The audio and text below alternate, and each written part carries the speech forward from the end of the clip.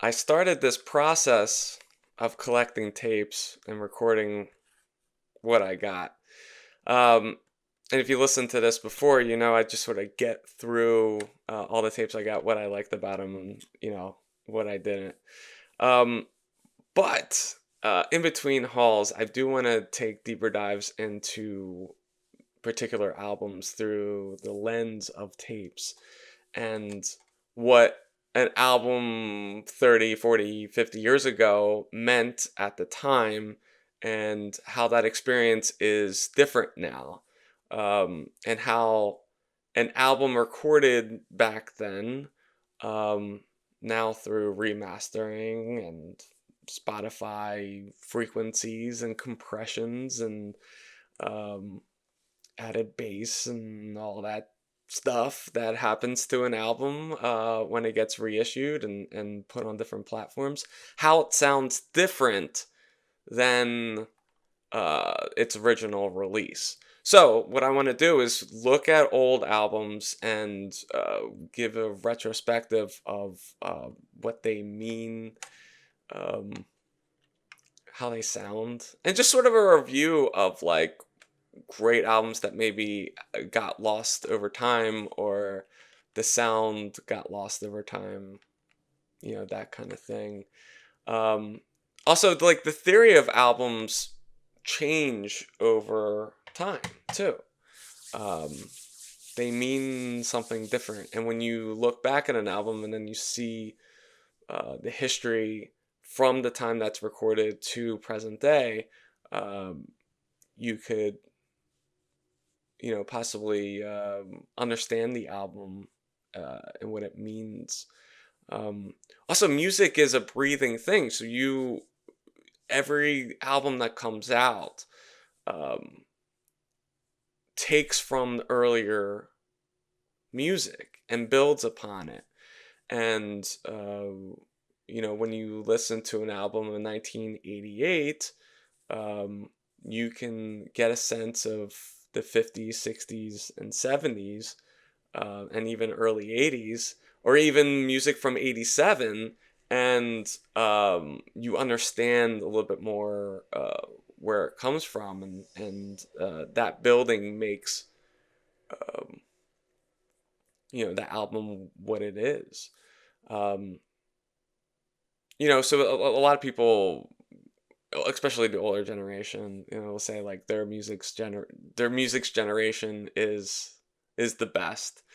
Um, it's not something I prescribe to. I think music today is great. You're not going to hear that too much on YouTube or podcast or people talking about music from the past.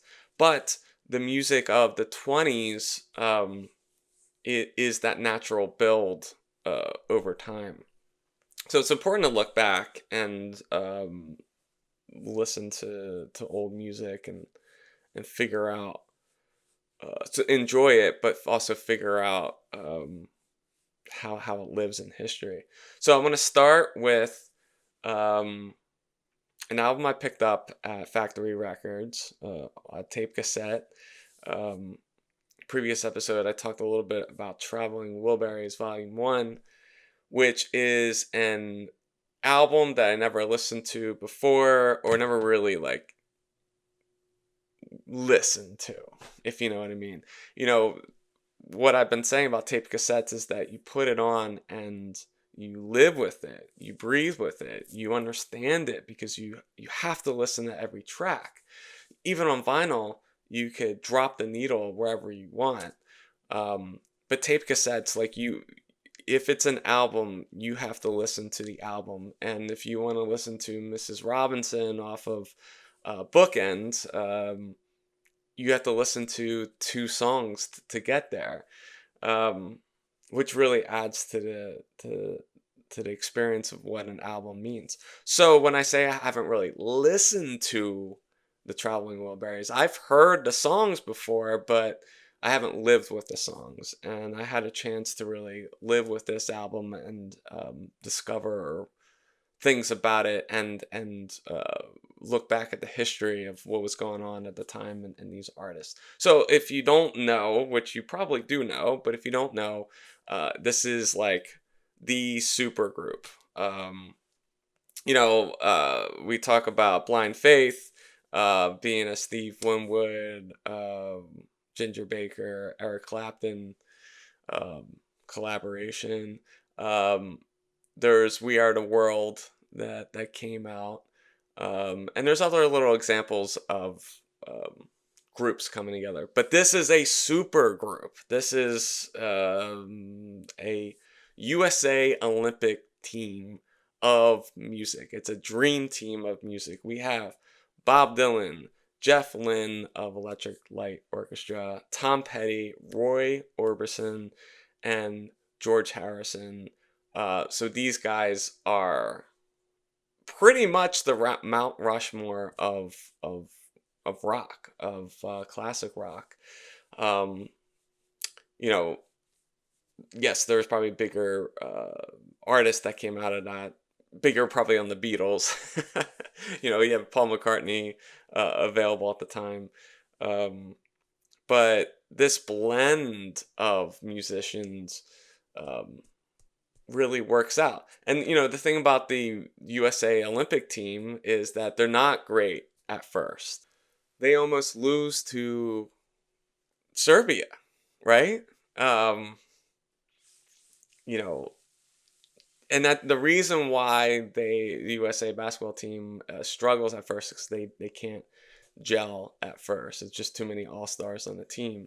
And that's what I had going into this album. I'm thinking, this is the first album they kind of got together, in the Hollywood Hills and made an album together, just sort of as friends. But before we get into why this is a great album, let's talk a little bit about what the philosophy of a tape cassette is. The spirit of a tape cassette through the years. It's a community thing. Tape cassettes at their core is about community, whether that is self-made cassettes through mixing or through mixing different albums and off of vinyl or off of CD to make a cool playlist to put on your road trip.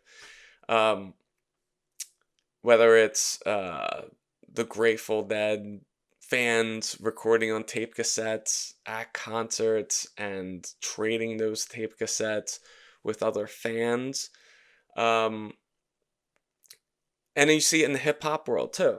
So like early hip hop, it was DJs spinning different records on vinyl and making mixtapes, tapes that came from parties and in the clubs, and they would just record it on a tape, and that tape gets shared through different people, and it really opens people's minds to different music and different sounds, and people are hearing sounds for the first time through that community aspect of the tape cassette. And each tape cassette is its own little thing, right? It's its own little material, right? They get pressed.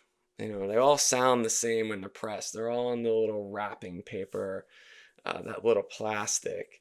And they go off in different parts of the world, and then somebody owns that. It's like we talk about the multiverse and like Marvel or other shows that could explore the multiverse. Is that the idea is that with every decision that you make, there's a different time sequence in which an infinite amount of possibilities, an infinite amount of, say my name is Charlie Marks, there's an infinite amount of Charlie Markses out there who are different based off the decisions that they made. The same sort of theory is where I'm trying to get at, is that these tapes live with Pete from New Jersey, or George from Wyoming, or Jorge from Mexico, or Jorge from Spain, or Gio from Italy, or Masashi from Japan. Um, these tapes go to those people. They are listened to, then they were passed on to the next person, whether it's somebody in their family or they sell them or whatever. But they all have different lives, and they all sound a little different from each other based off of the life that they had, what kind of care they had, how many times the tape was played. So it's this community aspect that these tapes have a different life based off of who who own them. The other thing about tapes is that through listening to tapes, it tells a linear story of the album. Each song builds into the spirit, the narrative story of the album. Each song building on the next, so you get like a full, vibe. And essentially, like I was saying before, that is the concept of what an album is. It's a full experience. Um, so why all that makes sense in the terms of Traveling Wilburys is that the Traveling Wilburys is a community. It's a community of the best musicians on the planet, the best rock musicians, maybe a little bit past their prime, but who come together as one unit and express themselves and songwrite themselves. It fits right in with the philosophy of what a tape cassette is. So I argue that it's a perfect album to get on tape cassette, so you get that feeling. Back to hip hop. All the time in hip hop, you hear people going on each other's records. You have groups all the time. ASAP Mob. You have Wu-Tang Clan. You have Tribe Called Quest. De La Soul. People going on each other's albums. Mos Def and Talib Kweli go on make an album together, which is Black Star.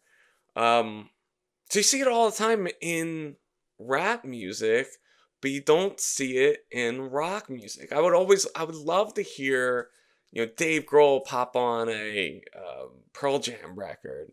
Or can you imagine Nirvana and the Pixies coming together to make a few songs? Um,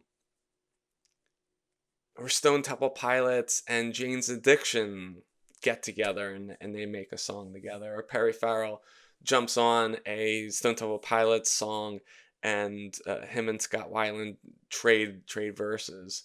You saw with Temple of the Dog, right? But like that was before Soundgarden and Pearl Jam really blew up. So I would love to see that kind of stuff. And this could have kicked that trend off a little bit more. There was more collaboration in the 80s in rock music than it seems like in any other period. Um, let's talk about where the members of this band are um, at the time of recording. George Harrison releases Cloud 9 in 1987, which is a great album. He's past his prime, so to speak, where, his classic album, All Things Must Pass, is 15 or 16 years earlier than this, 17, 18 years earlier than this. I think it was 71 that it came out. And obviously, he was part of the Beatles beforehand. Cloud 9 is one of his most popular solo albums. So he's coming right off the heels of a resurgence. You have Roy Orbison. He releases Mystery Girl in 1988. So those songs were recorded. One of his last albums. I don't think he quite knew it was the end for him, but he's in that songwriting frame of mind. and he comes from the old soul of the group, right? He comes from you know, a mentor perspective to the rest of them. Um, you know, him releasing a lot of his big stuff in the late 50s, early 60s was probably an inspiration for the rest of the guys. So in a way, he's like this elder figure, even though he's probably not that much older than them. He provides this sort of old perspective for the rest of them.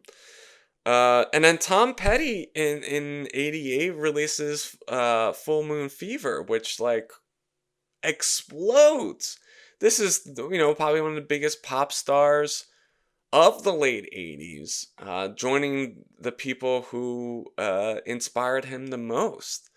Um, they're all coming together, but I think like, you know, all that stuff makes sense, and everybody's sort of coming into it having a sense and identity of their songwriting uh, during this time, which brings us to Bob Dylan and where he fits.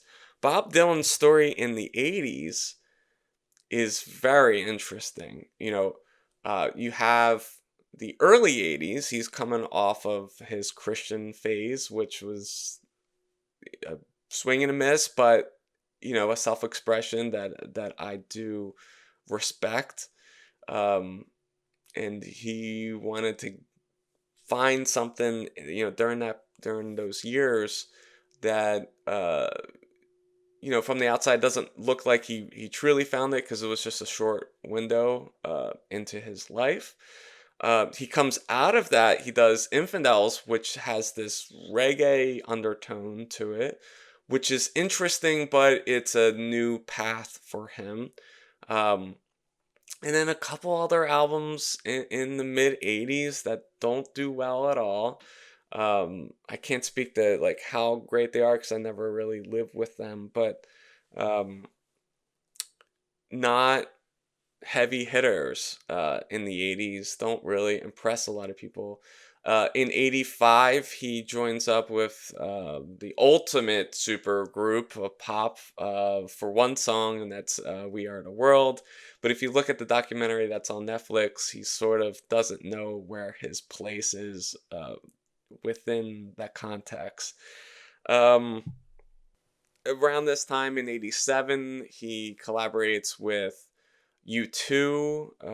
They record a song together called Love Rescue Me, which is sort of during the Rattle and Hum era of U2.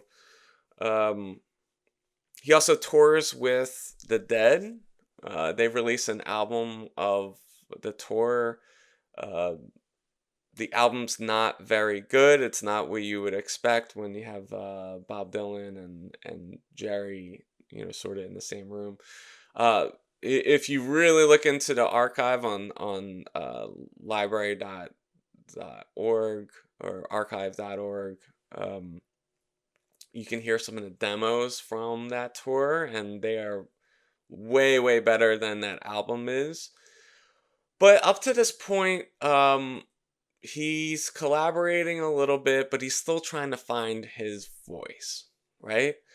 He makes this album with the guys, and there's 3 tracks on there. All 3 tracks are amazing. It feels like the community, you know, back to the community philosophy, the community of songwriters brings more out of him. And those 3 tracks, and we'll get through all 3 tracks a little bit later, but those 3 tracks um, really get him on track.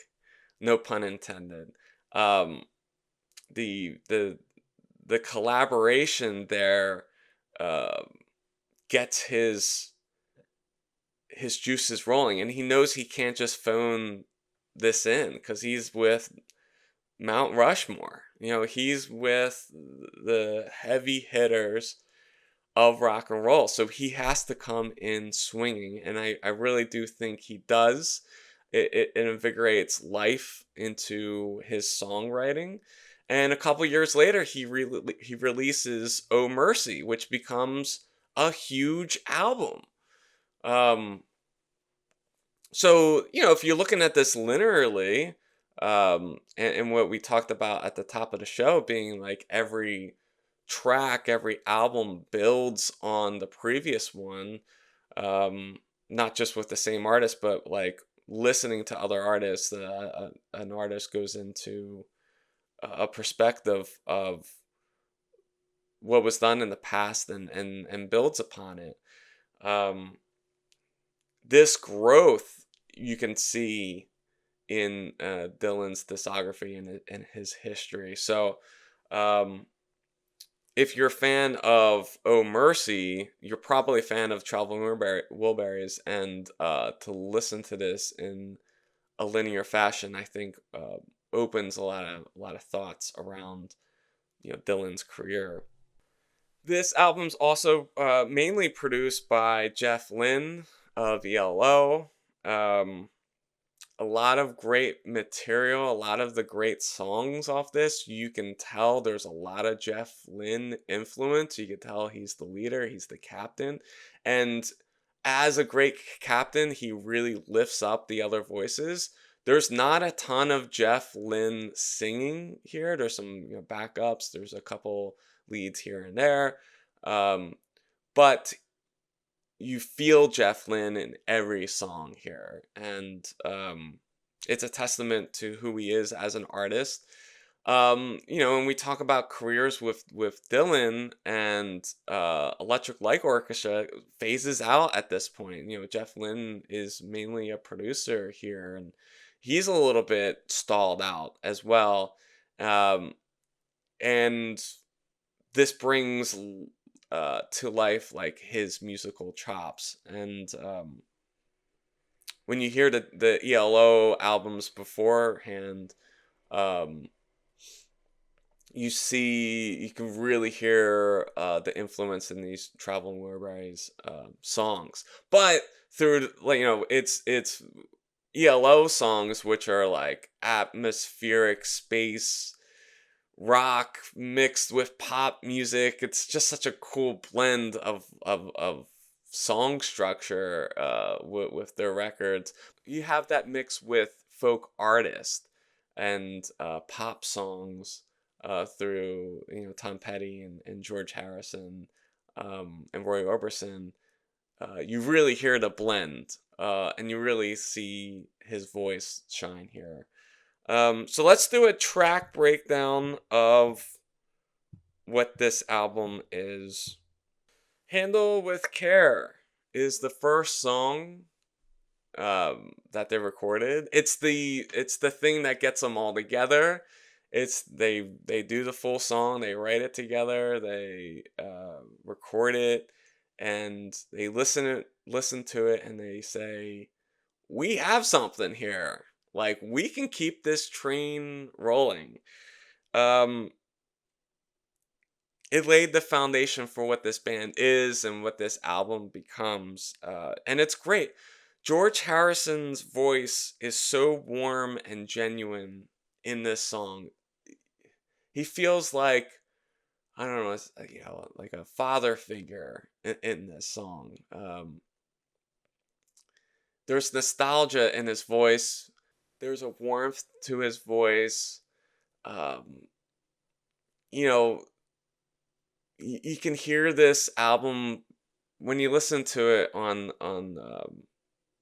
your headphones, or really if you listen to it in your room with a stereo player. You kind of have this sense of George Harrison, sitting by the fire and really singing this song directly to you. Um, and listening to it on tape, and I'm going to say this a bunch of times, but listening to this on tape, you feel that emotion a little bit more.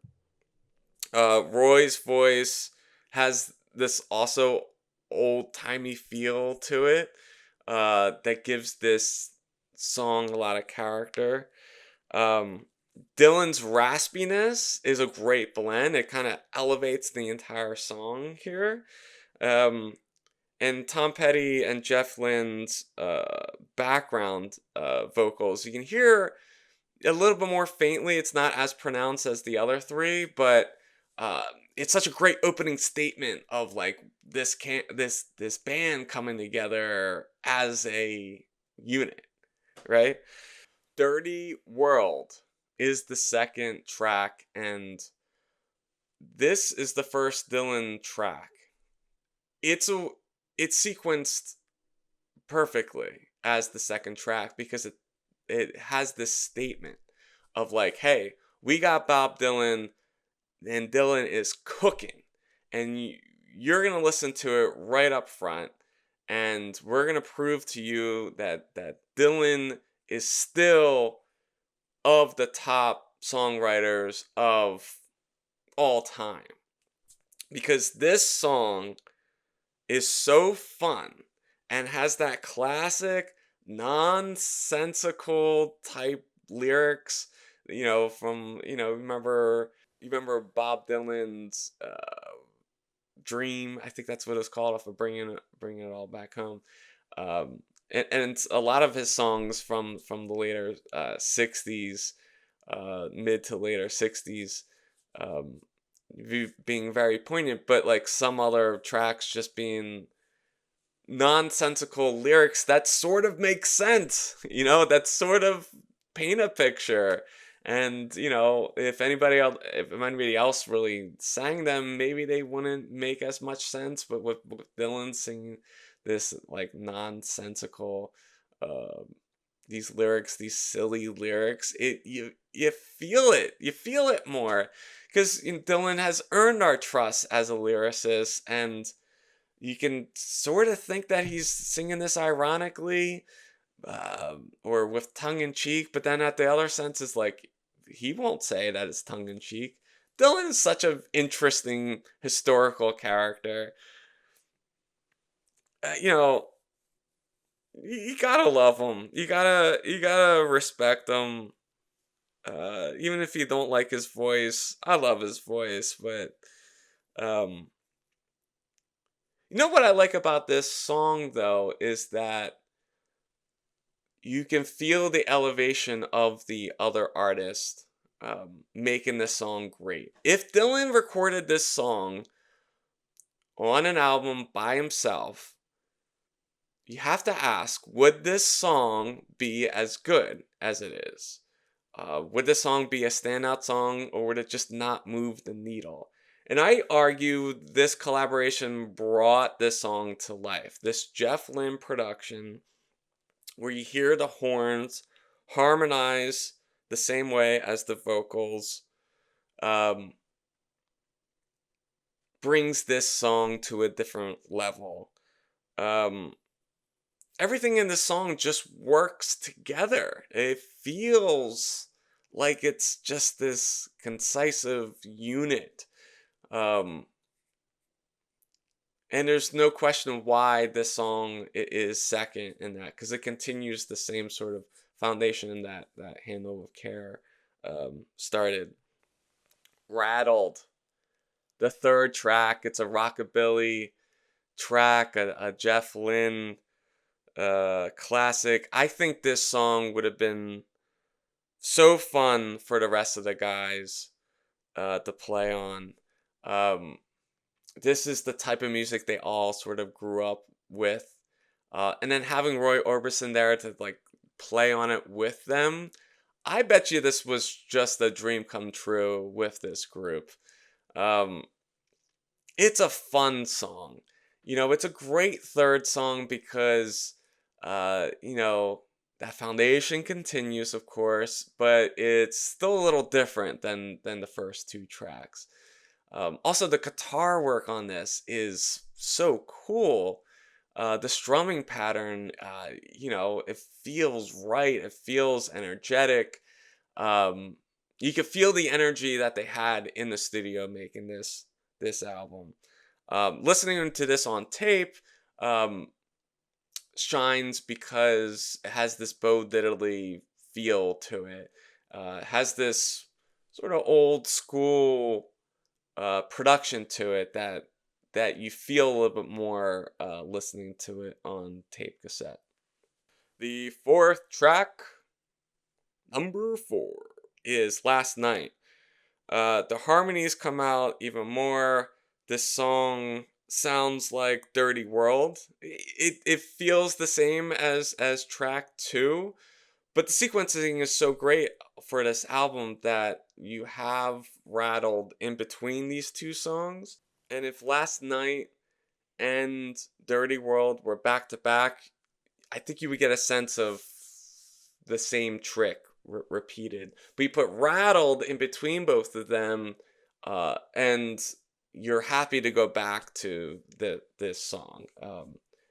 It sounds similar, like I'm talking about, but Roy and Tom trade vocals, so it is different.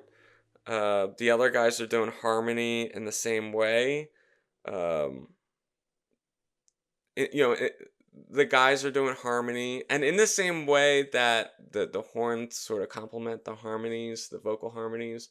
Um, you in Dirty World, you get that same sense. So that's what I'm talking about, where those two songs kind of feel the same. But both stand on their own independently and are great songs. You're Not Alone. This is how the side 1 concludes. And again, the sequencing of this, the side 1 storytelling feels so great, having Roy be the final voice of this side. And he really belts it out.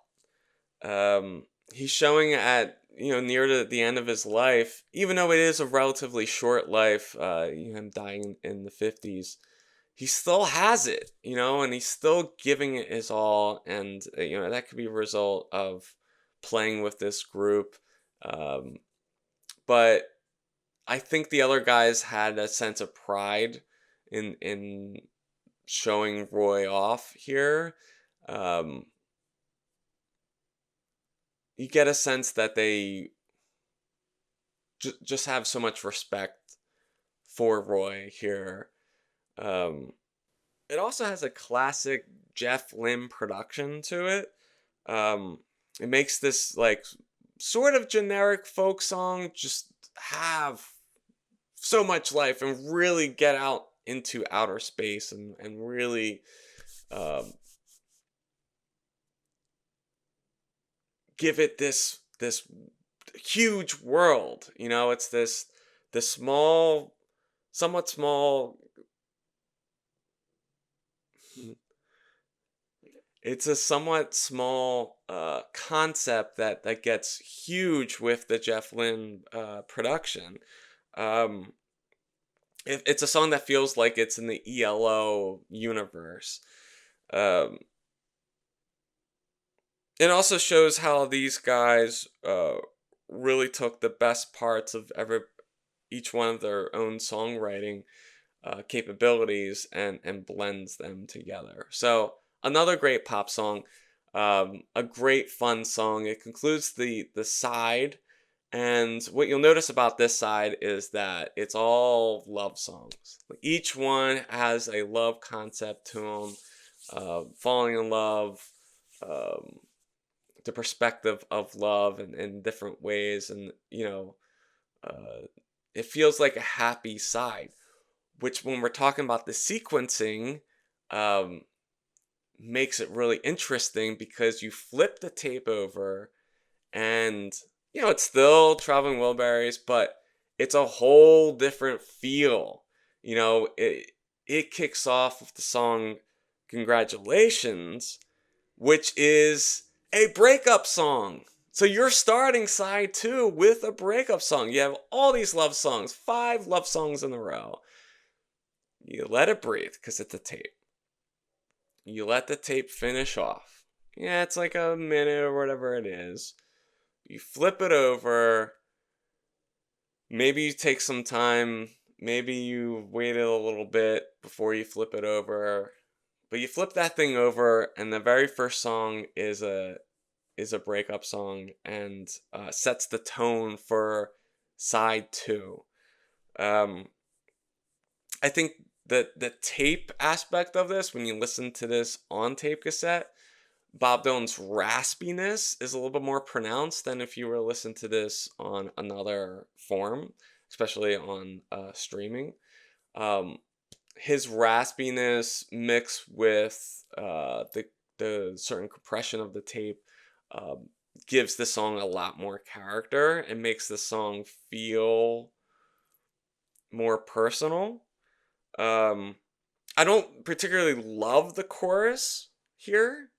Um, doesn't really capture me. It's kind of redundant, but the verse and all the verses have such it has such a great swing to them. You know, it feels like we're cooking, and it doesn't go all the way with the chorus, but I think the verses really carry this song. The Jeff Lynne production of the song really makes it a great song. Again, Jeff Lynne is so pivotal in this album and in this group. Um, he elevates everybody, and the same thing with Dirty World. If you have this song without the Jeff Lynne, without the other guys of this group, does this song stand apart? Maybe, but probably not. That's what makes this album great, this band great. Um, it it gives Dylan the juice. It gives him back that battery, fully charged, and it's on display in this track. Um, it's just a cool song. Heading for the Light is the second track off of side B, side two. And then finally, we are back to a George Harrison song where he takes the lead. Sequencing is interesting there because he this if you're listening to this on CD or through streaming, it's a little buried where we hear another Harrison song. You listen to it on tape and you just listen to side B, you know, because maybe side one ended and then you went to cook dinner or something and you came back and did side two, you're quickly back into a George Harrison song.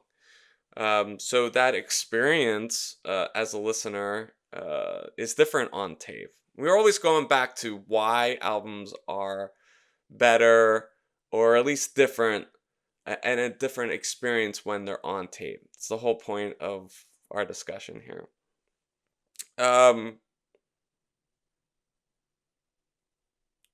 I wonder if this song would catch my ear if it was on the first half. Um, where would it be in the first half? I don't see a place for it on the first half. It has similar themes to side one, but um, it lives so well on side two. Um, it's another example of a really good song, but gets even better through a Jeff Lynne production. Margarita is the third track off of side two. Um, Makes sense why this song was a little bit buried. It's not the best song on the album. It's a good song. It's not a song you're going to put on one of your mixtapes. But it's a song that keeps the album going. I don't want to say it's a filler song, but it fills in the gaps of this song and the next couple songs. Um, it's a little bit more of a sound collage. It's a little bit of scattered ideas in the song. I think the song probably would have benefited a little bit more if they had a little bit more time on this. I know when they recorded this, they had 3 days to make it, and maybe this is the song they sort of just got through. It's a good song, but what's better is the next song. Tweeter and the Monkey Man. This is classic Desire-esque Dylan. I could see, you know, I could see the guys all getting together and, the British guys being like, Dylan. That's my Jeff Lynne impression, which is completely off. Dylan, you're Bob Dylan. Make a Dylan song, will you? Um, and I bet you they challenged him to make something that was really cool. If they didn't challenge him, you know, vocally, I think them all just being together got Dylan to put some thought into the lyrics. When I say Desire S song, like, this is a story song. It has a narrative. It has a 3-act structure of these criminals, sort of in New Jersey, which is where I'm at, um, getting into mischief, and the songs and the story unravels, and it's a tragic story with grit. There's a little bit of a Jersey reference with Springsteen. He gives like this nod to Thunder Road, which I'm sure was intentional. Um, if not at the forefront of his mind, maybe it was in the back of his mind, like, oh, this is a song about New Jersey. I'm gonna make a reference to Thunder Road to it. What's cool about this song is that it is a Desire type song in the Wilbury universe. Um, it's a song that maybe he wrote, that you could see him writing for Desire. It got shelved. The Wilburys took it, made it into its own thing, um, and made it interesting. It's another example of, like, Dylan is breaking out and he's ready, and this is his back to his call to arms, and it perhaps sets the tone for his next album. So love that track.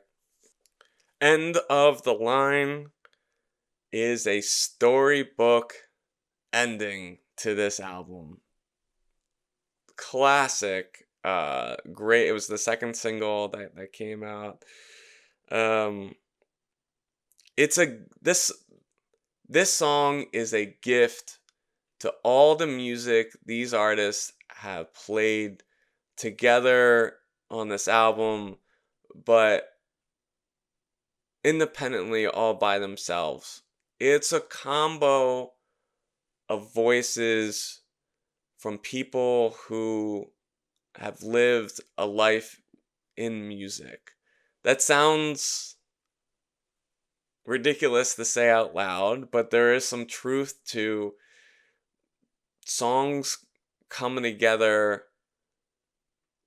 to make something new, and how we were talking about earlier, how songs build upon each other, how music from the past and the present sets the tone for future music. You can't have today's rock music and today's pop music without the music of yesterday and all the last 60 years of music. Just a side note, I think that's what angers me about when previous generations say they have the best music. That's laziness from them as a music listener, as a fan of music. That's you not paying attention to what music has become. And the music of today has so much to be thankful for, and so much inspiration over the years. If you don't follow that story, are you really a fan of music?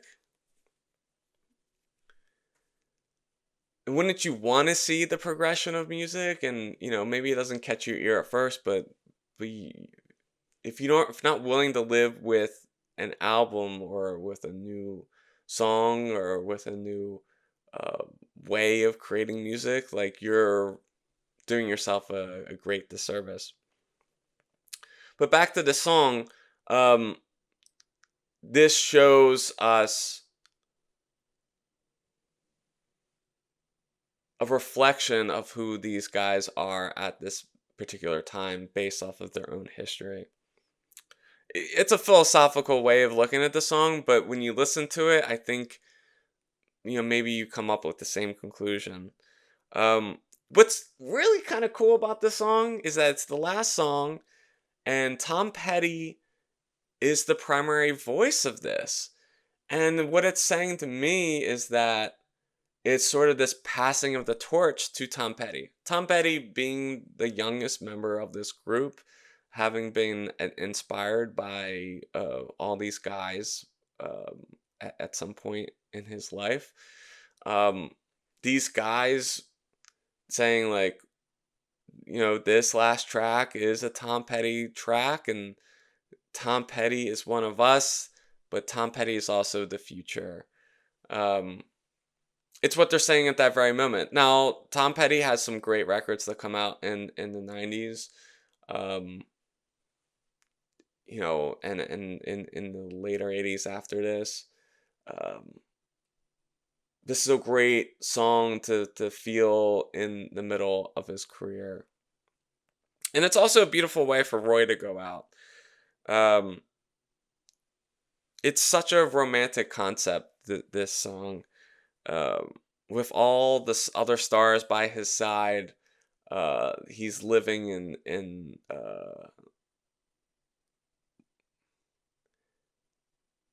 with all these other stars by his side. He's living in a part of the sky um, that twinkles.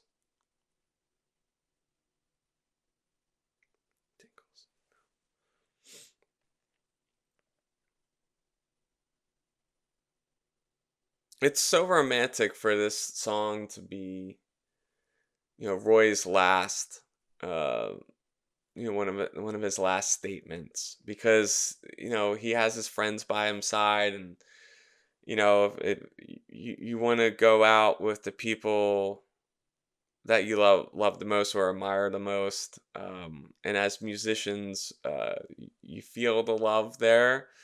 I know they said it was a great way to sort of conclude his musical journey, and that's right.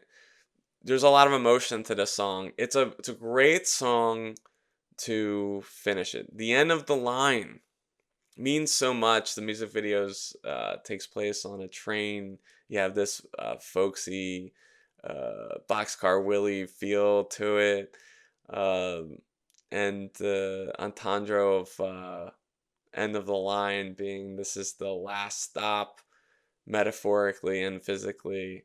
Um, there's Tom Petty's nod to Jimi Hendrix in the song. Um,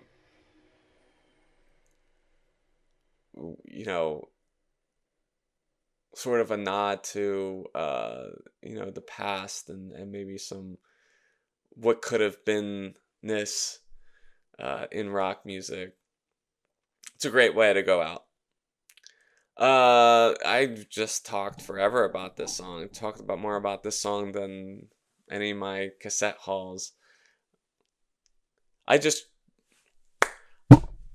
I just talked forever about this album.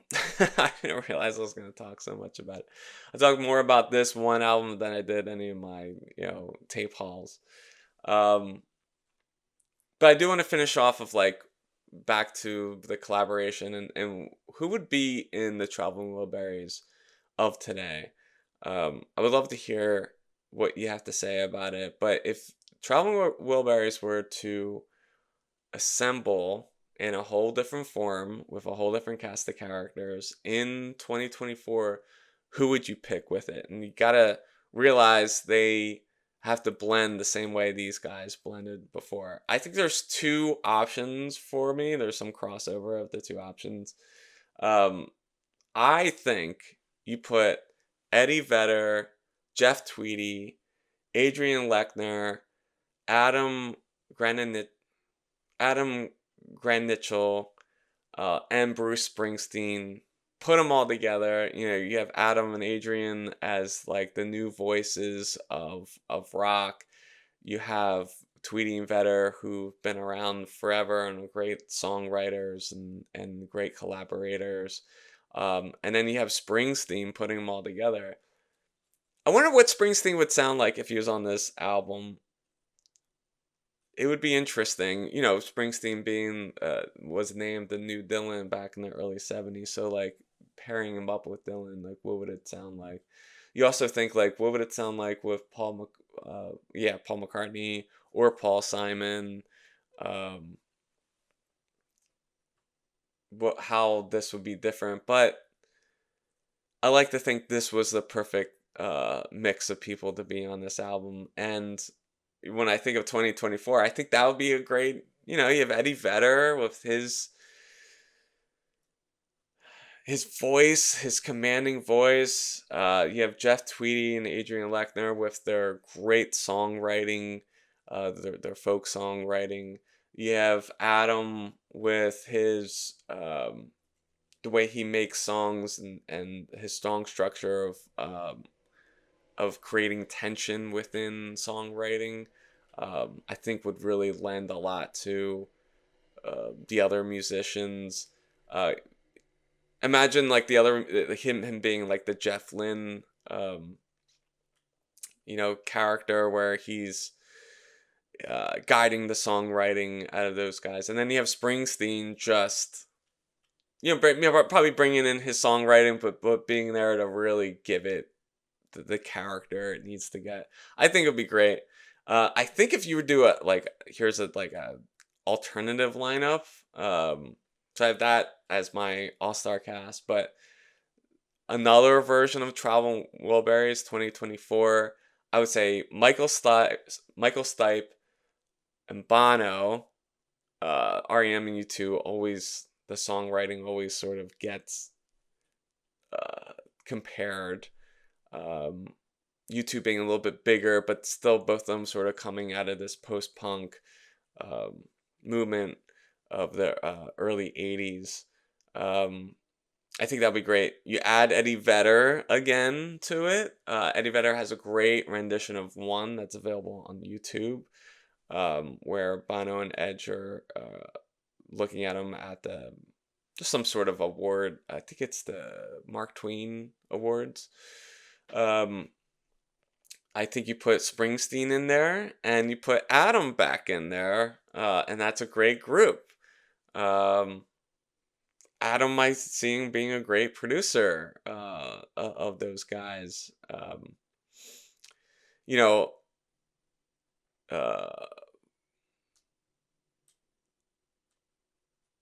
another person you put as producer is probably Andrew Watt, who did the last Pearl Jam album. Seems like one of the guys who has a great knowledge of music history and knows music theory of the last couple decades and how music sort of builds. I think would be a great producer. I don't, you know, it's just fun to think about, wish for, wish that they did more. So, yeah, I talked a lot. You know, if you heard it, you heard it. If not, it's just sort of putting it out there. What I feel like this album did. I'm doing another deep dive on the next episode. I want to talk about U2's October, which was not a well-perceived album. Had mixed reviews and did not last the test of time. But listening to it through the perspective of tape cassette maybe takes on a different life. So we'll get into that next time. Thanks for listening to all my philosophical bullshit. All right, guys. Thanks.